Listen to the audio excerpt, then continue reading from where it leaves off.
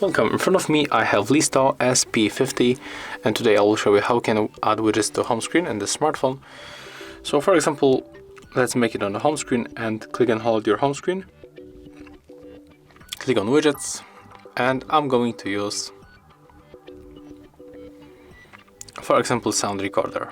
Click, hold and then drag it for this screen. As you can see, it appears on the screen, so when you tap on it once, just like that. Okay, it's a little bit laggy.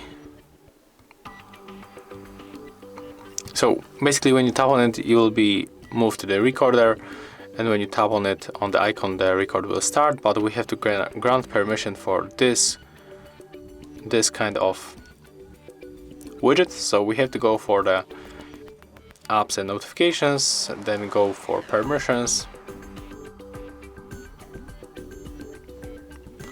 Next we have to find the sound recorder